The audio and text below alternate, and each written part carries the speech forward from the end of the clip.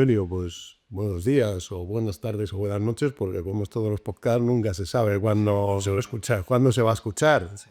Oye, un placer de que te pases por aquí, por este sillón de la reputación, que tratamos de hablar de reputación con gente que nos cae bien. Esas son un poco las premisas. Así que encantado de que estés por aquí. Decía que es una situación, a mí me hace especial ilusión, porque normalmente por aquí hablamos de reputación con gente que no viene del mundo corporativo, sino más de... Y tú sí vienes del mundo corporativo y encima has sido DIRCOM, con lo cual, hombre, algo de reputación y de eso, de reputación corporativa sí sabes. Pero me interesa, antes de meternos en hablar de cómo se gestiona la reputación de una institución como esta, como el Museo Thyssen, donde estamos, esta ágora tan importante dentro de la vida cultural de Madrid y de España, vamos a hablar, si te parece, un poco de ti, cómo es el paso ese del mundo corporativo, de lo que te he leído por ahí alguna vez. ¿Cómo pasas de dar dinero a pedir dinero? ¿Cómo llevas ese cambio? Bueno, ante todo, muchas gracias por invitarme a este podcast y bueno, espero que lo que os pueda contar por lo menos sea entretenido y muchas gracias por estar en la categoría de gente que nos cae bien. Vosotros también me caéis bien. Y bueno, ese paso, bueno, la vida a veces te pone en estas tesituras, ¿no? Y yo, como has dicho, como sabes, pues yo empecé mi actividad profesional en el mundo financiero o sector bancario. Pasé por varios bancos, Santander, Sabadell, terminé en Barclays.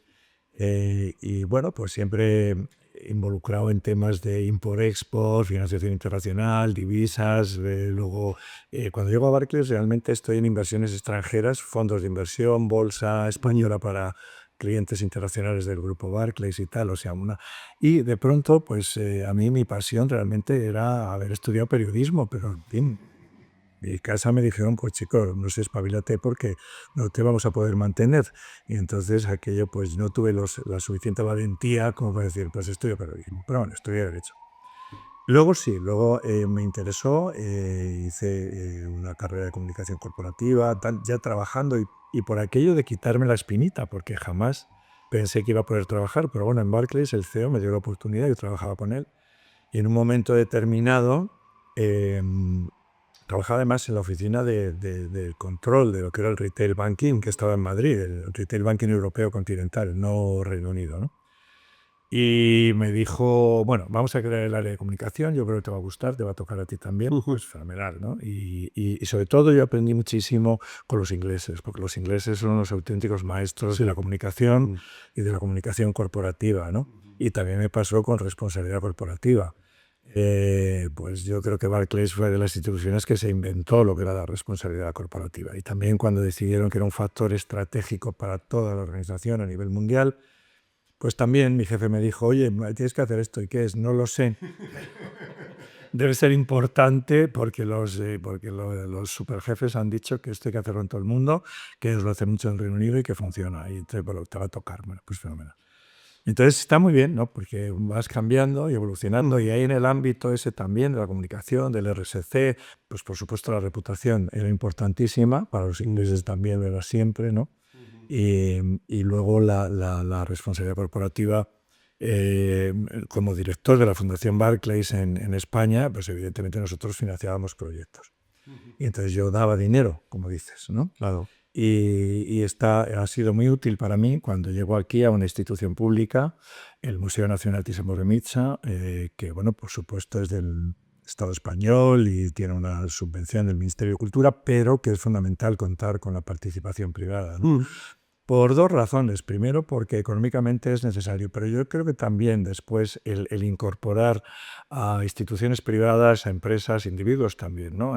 Al mundo de la cultura es muy enriquecedor también para la sociedad, ¿no? Porque es una forma de hacerles, bueno, partícipes del desarrollo de proyectos. A mí, o sea, lo que más, nuestro estilo, lo que más nos gusta es contar con socios, o sea, con socios que participen del proyecto, porque les encaja, pues, por sus programas de RSC, de marketing o de lo que quieras.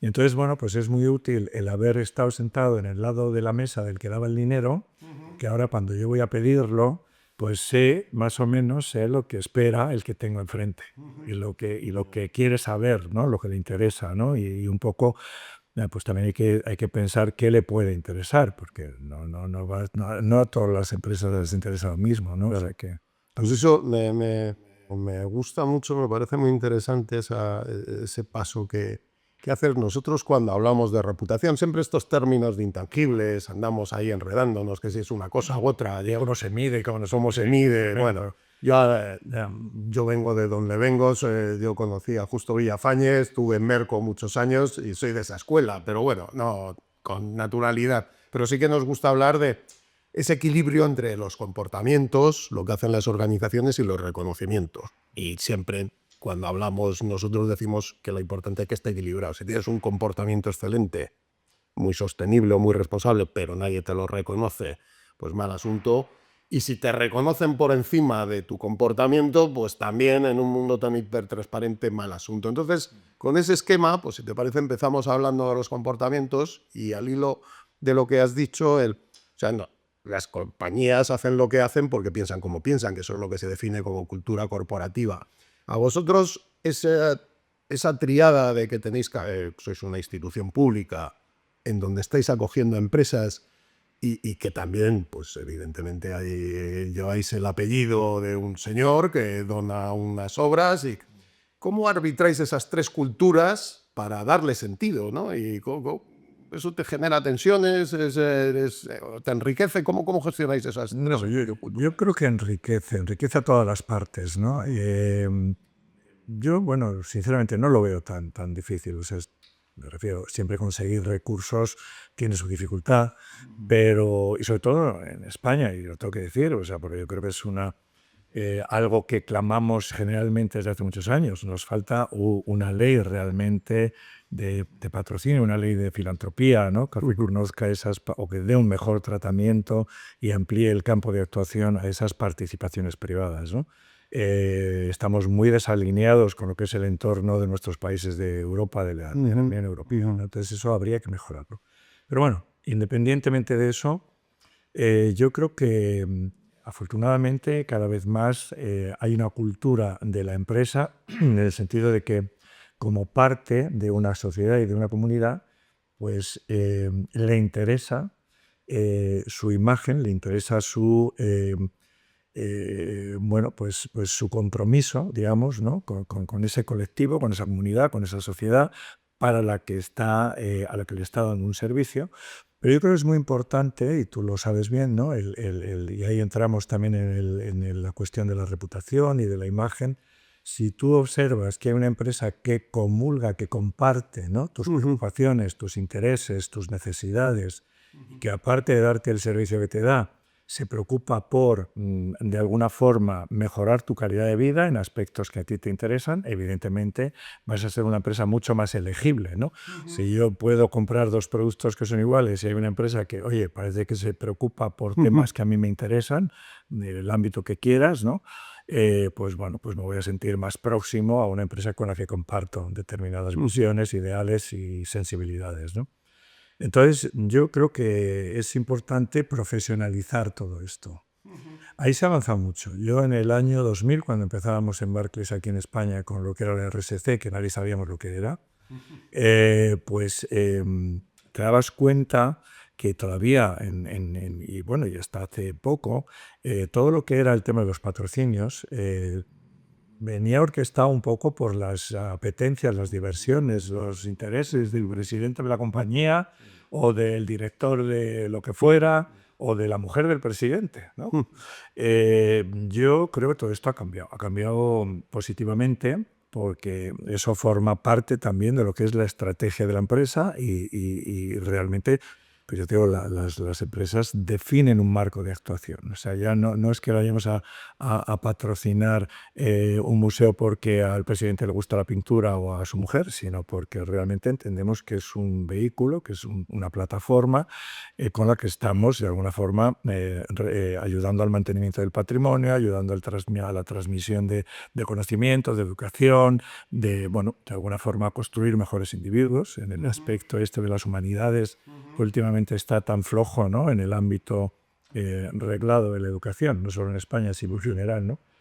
Entonces todo eso pues me parece que es enriquecedor, ¿no? Enriquecedor para el individuo que va a venir al museo, que le gusta, bueno, pues ver bueno, que su interés por la cultura es algo que comparte también muchas otras instituciones de la sociedad. Enriquecedor, por supuesto, para un museo público, porque evidentemente nos ayuda a hacer cosas. Como museo público, además, tenemos la cuestión de que hay muchas personas que entran gratis, ¿no? Yeah. Y está muy bien, es un servicio público, pero eso hace que a veces pues, necesitemos ese apoyo, ¿no? Que nos tienen que dar el Estado o las empresas, ¿no? Y enriquecedor pues para el museo también, porque cuando tú compartes proyectos con otras empresas, con otras instituciones, aprendes mucho también, ¿no? Y hay empresas que cuando están colaborando contigo en un proyecto, pues aportan visiones y aportan prácticas y aportan bueno, pues aspectos profesionales que te enriquecen. Me alegra oír eso, porque sí que no es tampoco, es una percepción que tenemos últimamente nosotros desde la práctica. Sí que creo que cada vez se habla con más naturalidad desde las dos partes. Una cosa que nos ha sorprendido es que artistas hablan con mucha naturalidad de las colaboraciones con marcas y tal, y no pasa nada. Y también las empresas pues empiezan a acercarse al mundo del arte, al mundo de la cultura, a otros mundos. Y esa barrera, yo siempre he pensado que las empresas, uno de los problemas que tienen es que los que hacen las cosas y los que cuentan las cosas no están demasiado conectados entre ellos. Entonces acaban contando cosas que tienen poco que ver con lo que hacen y hacen muchas cosas de las que no se entera nadie, que eso les genera luego problemas a las empresas. Creo que este tipo de iniciativas, precisamente, lo que sí que van a conseguir es el reconocimiento de los comportamientos de las empresas, que como todo, que hay grandes empresas, grandes compañías y que no tienen que... bien, y hemos hablado de este comportamiento, pero sí que está el reconocimiento. Tú mencionabas, hombre, ante dos productos iguales, si alguien demuestra... eso no, me interesa especialmente porque tenéis en cuenta a la hora, por ejemplo, de programar, que por cierto, esta de Hammershøi no sabía yo que era adictiva, he venido ya 3 veces, joder. Es como el wasabi, me tiene... Pero todavía no das tamaño, te quedan dos. Tiene un poco cautivada esa puerta abierta, ese cuadro, joder, me despierto por la noche pensando en él. Bueno, al margen de esto, ¿tenéis en cuenta al público a la hora de programar o qué rol juega ahí dentro de...? Es muy importante. Nosotros trabajamos para el público. O sea que evidentemente hay que pensar en el público. Y además, el público son los públicos, ¿no? Porque un museo, nosotros ya sabes que nuestro moto, nuestro eslogan es el museo de todos.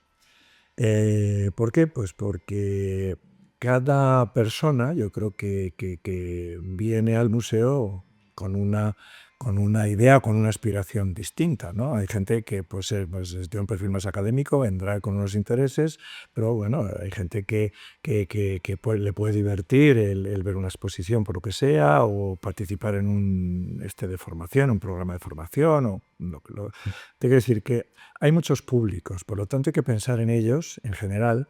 Hay públicos que les interesa el arte más, el arte antiguo, otros movimientos pictóricos determinados de arte moderno, otros arte contemporáneo. Somos ahora mismo el único museo en España que tiene un modelo que ofrece desde arte antiguo, nuestra colección empieza a finales del siglo XIII, y llegamos hasta arte contemporáneo. Estamos ofreciendo exposiciones de arte contemporáneo, además con la colaboración con la Fundación TVA21 de Francesca Thyssen, que es una de las grandes coleccionistas y mecenas de arte contemporáneo, además con un enfoque muy orientado a la sostenibilidad. O sea, hay una sostenibilidad en todo su amplio concepto, ¿no? No solamente el ecológico, pero también todo lo que implica esto social y económicamente, ¿no? en una sociedad, que comparte también digamos, con los elementos o factores estratégicos de este museo, ¿no? en su aproximación a la sociedad. Un museo en el siglo XXI tiene que estar próximo a lo que pasa en la calle. Tenemos que compartir los intereses, las preocupaciones, migraciones. Bueno, pues tuvimos en un momento determinado nuestra exposición de Beckham, que era o sea, figuras del exilio, ¿no? Max Beckmann, uno de los grandes artistas alemanes del siglo XX que se pasó la vida huyendo de los nazis, ¿no? Bueno, pues con esa exposición es una visión, una mirada también a lo que ha sido un poco esas situaciones en otro momento, ¿no? Y, por ejemplo, el tema de la mujer, pues es una cosa que nosotros en nuestros programas expositivos tenemos un hueco para artistas, mujeres contemporáneas, españolas, latinoamericanas. Tenemos un hueco también para el tema de la sostenibilidad, que para nosotros también es un factor muy importante. Y exposiciones como Terrafilia, por ejemplo, que hicimos el verano pasado, que bueno, era una visión de cómo, una visión muy amplia, ¿no? Del impacto del ser humano en lo que es bueno, la vida en la Tierra o el impacto en la Tierra a lo largo de los siglos, ¿no? No solamente desde la perspectiva del hombre como tal, sino como ser biológico, ¿no? Que está afectando a otros seres vivos en la Tierra, ¿no? Entonces, todo eso lo hacemos pensando primero en ofrecer una programación en un año diversa, en la que tienes en cuenta a públicos que les interesan más unos temas u otros, o sea, o más unas épocas u otras en el arte, pero también lo hacemos pensando en esa forma de conectar con lo que está pasando en la calle. Somos un museo que además procuramos también tener un link importante con lo que pasa en la ciudad.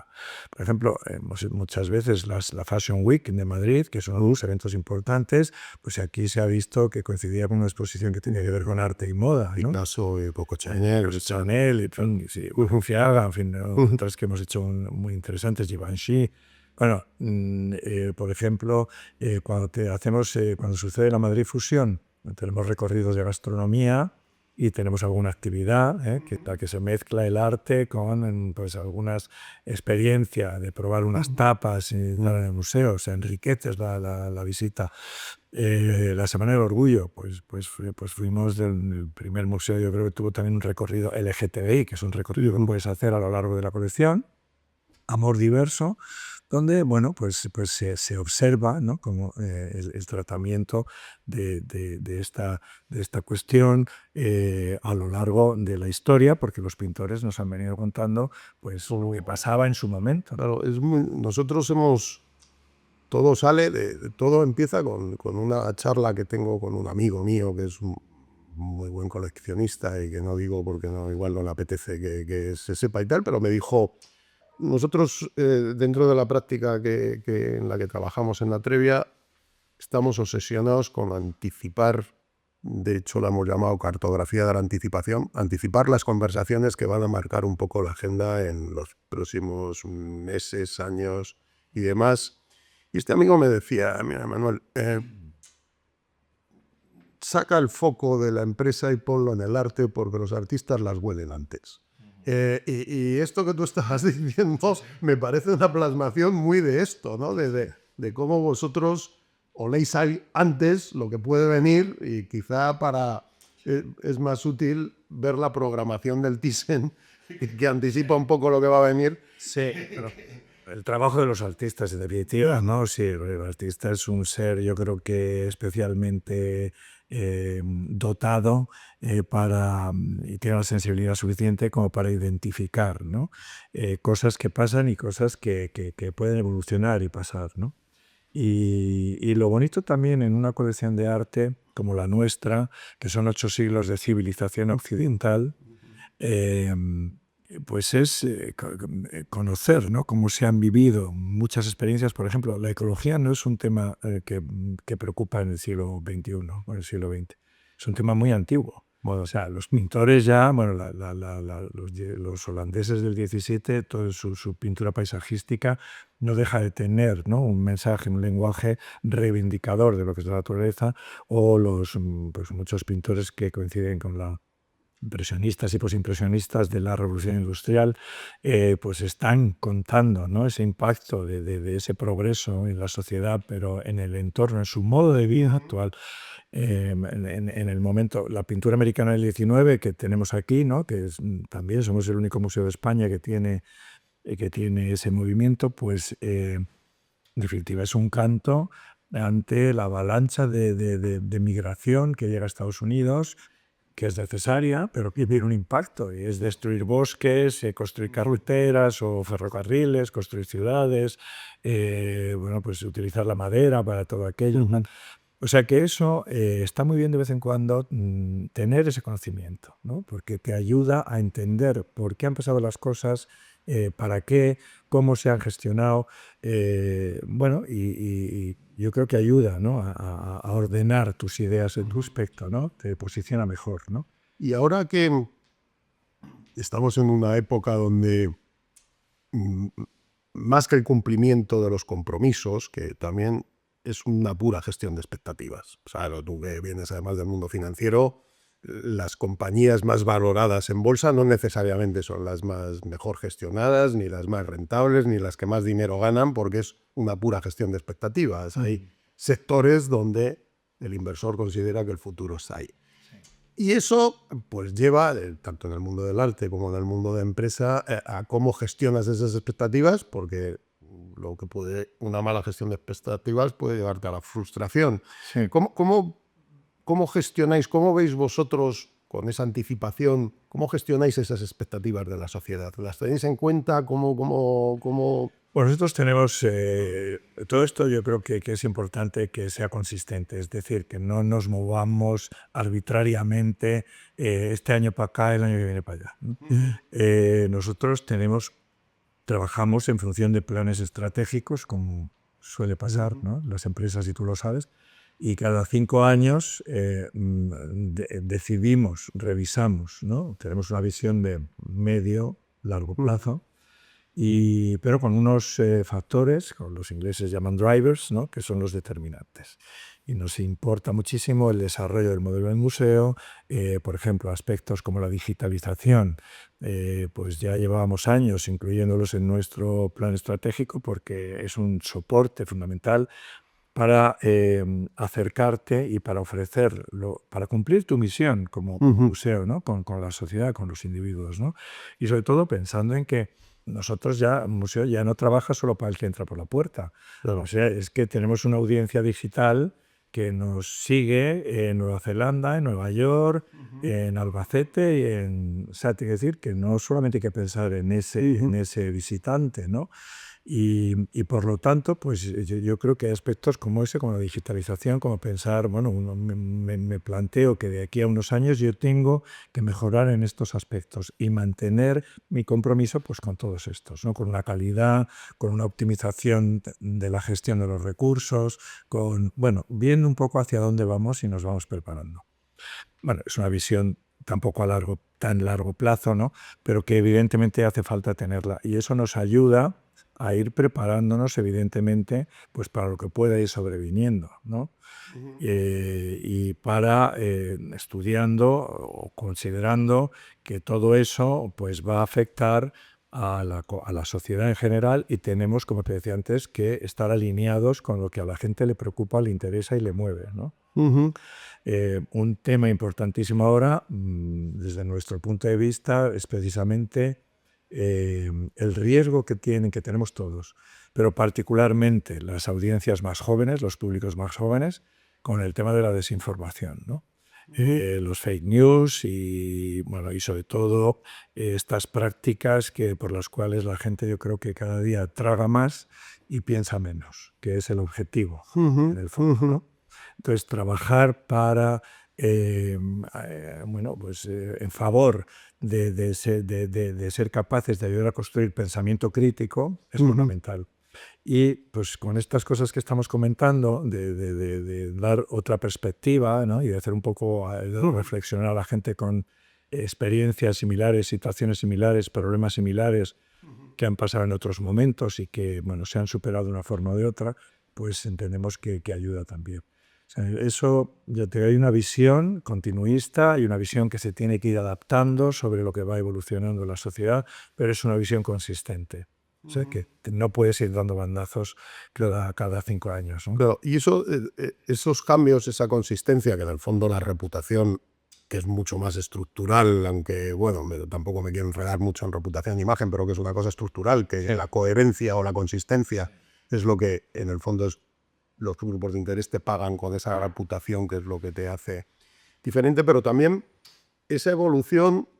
Otra cosa con la que nos enredamos bastante, pero que yo llevo media vida, es cómo medimos, porque en función de cómo midamos, las métricas no son inocuas. Claro, ese cambio es una simplificación, pero claro, ¿cómo explicas que deja de ser, o al menos es tan importante, las que nos ven en Nueva Zelanda porque estamos digitalizando, como la gente que pasa por la taquilla y entra en el museo? Son dos métricas distintas, Sí, sí. que no, y tienes que ir adaptando esas métricas de dónde pongo, y una cosa es pues el día a día, y otras unas métricas más estructurales a medio plazo. Me interesa tu punto de vista de cómo hacéis convivir todo esto Pues, en el teaser. bueno, o sea, vamos a ver, la cuestión y el punto clave, como siempre, está en los recursos. O sea, tenemos recursos limitados y por lo tanto lo que no podemos hacer es abandonar a un determinado público por atender a otro. No. O sea, está claro que el público presencial sigue siendo pues, tan importante como lo fue siempre, y que, por otra parte, el público que no es presencial pues también cada vez es más importante. Por lo tanto, el asignar recursos para responder a todo eso es, yo creo que el gran, digamos que lo más difícil, ¿no? Porque al final no puedes hacer todo a la vez. Pero bueno, para eso te planificas en el tiempo. Las métricas son fundamentales porque te van orientando, ¿no? En función del éxito que tienen tus iniciativas, si has acertado, si no has acertado, o si no interesa, pues para qué vamos a seguir por este. Sobre todo cuando tienes que elegir, ¿no? Ya no puedes abordar todo lo que sería deseable, pues entonces te ayudan. Yo creo que la reputación y la relación con los públicos se basan, en definitiva, en la confianza, ¿no? Que tiene mucho que ver con la reputación. Sí, sí. Pero esa confianza también te la ganas con tus públicos, me refiero visitantes, en el sentido de que saben, o de que llegue un momento en que confían en que este museo les va a ofrecer cosas de calidad siempre, y por eso se sienten animados a venir y se sienten animados a participar en las cosas que les ofreces. Eso es fundamental, esa confianza. Y por otra parte, en las empresas con las que trabajas y colaboras y te ayudan a cumplir con tu misión, ¿no? Que al mismo tiempo ellos están cumpliendo con la suya en su ámbito RSC o en su ámbito de los intereses que quieran, hospitality, lo que sea, ¿no? Y ahí también es muy importante en ganarse esa confianza con la transparencia, ¿no? Y también con los públicos internos, con la gente que trabaja en el museo, ¿no? Para eso nosotros hemos trabajado mucho. O sea, tenemos nuestro código ético y tenemos nuestra política de sostenibilidad. En fin, llevamos 8 años ya publicando una memoria de sostenibilidad que yo creo que te permite ver, ¿no? Cómo hacemos, ¿no? Todas estas cosas, ¿no? en todo el ámbito de actuación, en exposiciones, en actividades del museo, ¿no? Y la transparencia es fundamental, sobre todo también cuando estás pidiendo a alguien que se una a ti en un proyecto, ¿no? Porque también ahí se juega su dinero y su reputación, ¿no? Y bueno, y luego evidentemente hay que dar los resultados pues en función de lo que cada uno espera con esas métricas. O sea que hay que jugar con todo esto, ¿eh? Y bueno, pues yo creo que esto es lo que se hace también en las empresas. O sea que en definitiva lo que pasa es que lo haga un museo público pues tiene su gracia, ¿no? Y como ya para ir terminando y no abusar mucho más de tu tiempo, vamos a hablar de sostenibilidad, que ha salido, responsabilidad social, que está en toda la entrevista. Cada vez se llama más ESG. ESG, Ya. que al final la reputación sí que tiene diferentes variables, pero la sostenibilidad, ESG, como el governance, como lo queramos llamar, o lo que queramos meter ahí, cada vez pesa más dentro de la reputación, y no corren demasiados buenos tiempos ahora. Nosotros estamos percibiendo que hay compañías que empiezan a ponerse de lado en algunas cosas. igual no es tan buena idea sacar demasiado pecho con determinadas cosas. Vosotros, con esa capacidad que tenéis de anticiparos un poco al futuro, ¿qué rol crees tú? ¿Qué va a pasar con la sostenibilidad? ¿Va a ser, como algunos dicen, una moda pasajera, como fue la calidad en su momento, como fue, o la sostenibilidad es un modelo de gestión que ha venido para quedarse? Yo creo que la sostenibilidad va a ser sostenible. Vamos a tener sostenibilidad siempre. La calidad, es verdad que todos atravesamos aquella época en que la calidad era La mejora continua, la FRWL, todo eso, todos vivimos aquellos procesos. pero aquello no ha pasado.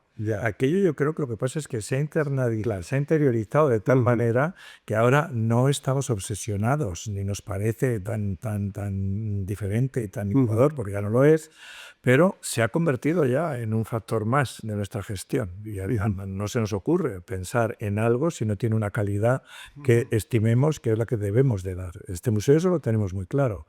O sea, si un producto, un producto, palabra prohibida en el mundo de la cultura también, ¿no? Es decir, si una exposición, si una actividad, si un programa educativo, si un lo que sea, no tiene la calidad que consideramos que el Museo Nacional Thyssen Bornemisza tiene que dar, no lo vamos a hacer.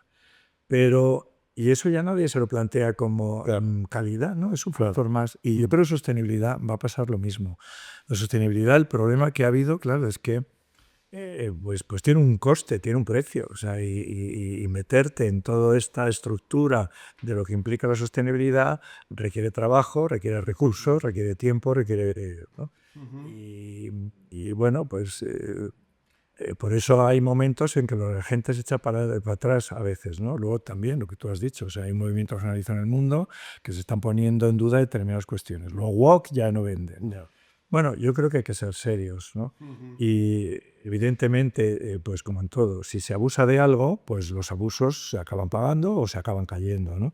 Pero si tu política es honesta, es comprometida, es realmente fundamentada, ¿no? Con tus principios y tus valores y tus objetivos, bueno, pues yo creo que nunca te va a estorbar, ¿no? Ya. Porque en definitiva ese es el valor. Yo me acuerdo también, recordarás, ¿no? La época en la que la RST empezaba como a ser un factor también un poco de obligación para las empresas, hubo mucho marketing RSC, Sí, ¿no? claro. Y le faltaba la esencia pura. O sea, ¿la empresa de verdad está comprometida con esto o simplemente está haciendo una campaña para vender no sé qué? Al final todo eso se demostró que no funcionaba. Con la sostenibilidad, pues yo creo que pasa igual. O sea, si tú tienes un compromiso fundamentado en lo que crees, en tus principios, tus valores, tus compromisos con tus públicos y tal, pues no lo vas a quitar de en medio, ¿eh? Y los excesos, pues evidentemente siempre se pagan, ¿no? Y es que la sostenibilidad lo vemos en Europa, el gran problema, ¿no? Nuestra competitividad como europeos es porque a lo mejor nos apretado mucho las tuercas ahí. Bueno, pues a lo mejor, pero no hay que perder de vista las grandes ventajas que tiene la sostenibilidad. Sí, Que al final te está también, si la aplicas a medio y largo plazo, te está implicando muchos ahorros en muchos otros aspectos y te está permitiendo desarrollos en muchos aspectos de la calidad de vida de tu sociedad, ¿no? Entonces hay que saber, pues eso, gestionarlo, ¿no? Nosotros sí creemos, también tenemos una opinión sesgada porque estamos donde estamos, pero sí que creemos que las empresas, las organizaciones han hecho un esfuerzo tremendo por el cumplimiento. Ha habido todo un tsunami normativo pero no por el reconocimiento. Ese esfuerzo no ha ido en el reconocimiento y eso pasa. Nosotros elaboramos, tampoco quiero aquí citar muchas las cosas que hacemos, porque se trata de que hables tú y que nos digas ideas tú, pero en el barómetro de expectativas, sostenibilidad me parece que sale el 14 o el 15 de preocupación de los españoles, ¿no? No sé si ese reconocimiento, ese esfuerzo por reconocerlo, no sé si las organizaciones lo están haciendo, pero en cualquier caso sí creo que la sostenibilidad, que en definitiva no es más que asegurar la perduración de la empresa en el tiempo. Claro.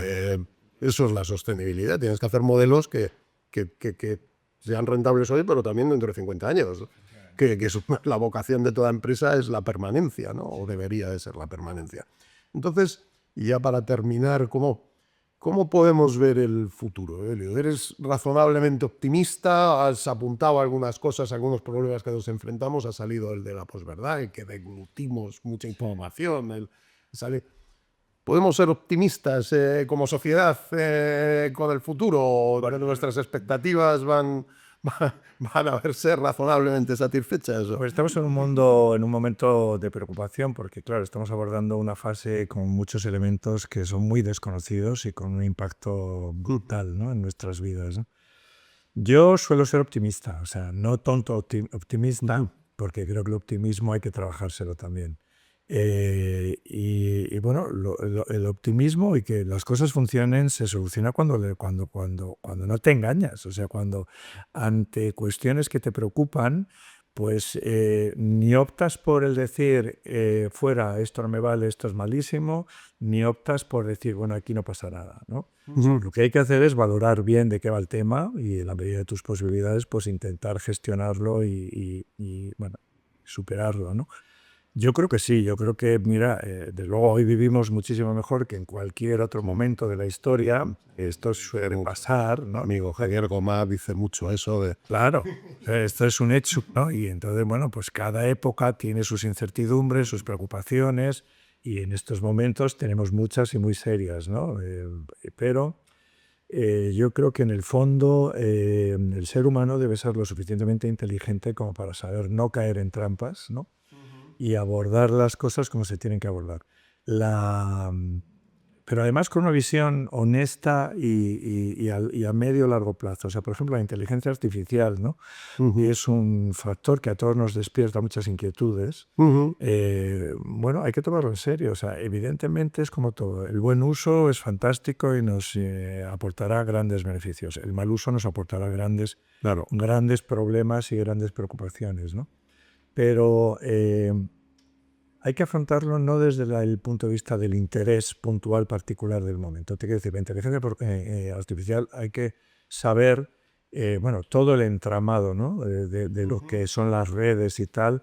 Hay que saber dónde nos metemos. O sea, nosotros estamos dando, a veces sin ser conscientes de ello, una información de toda nuestra vida, bueno, que nos han enganchado y la gente se cree que por abrir un tal no te pasa nada y ahora aceptas no sé qué, le das, no te pasa nada, pero bueno, todo eso tienes que saber que tus datos se están moviendo por ahí, ¿no?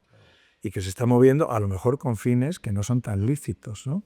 Ni tan bien intencionados, ¿no? Y que luego todo eso se utiliza pues para manejar y para... Yo creo que el problema que estamos viviendo ahora mismo en cuanto a la supervivencia de las democracias tiene también mucho que ver con esto. Claro. Hay mucha gente que aprovecha todos esos datos para canalizar informaciones y manipulaciones en un momento en el que, bueno, pues que te puedan prender, ¿no? Y lo venden además como que si no quo, el determinismo de la situación. No, hombre, el determinismo no. Podemos decidir hacia dónde queremos ir, ¿no? Entonces yo soy optimista porque creo que seremos capaces, ¿no?, de abordar todo eso y de darnos cuenta de que hay determinada gente que nos toma el pelo.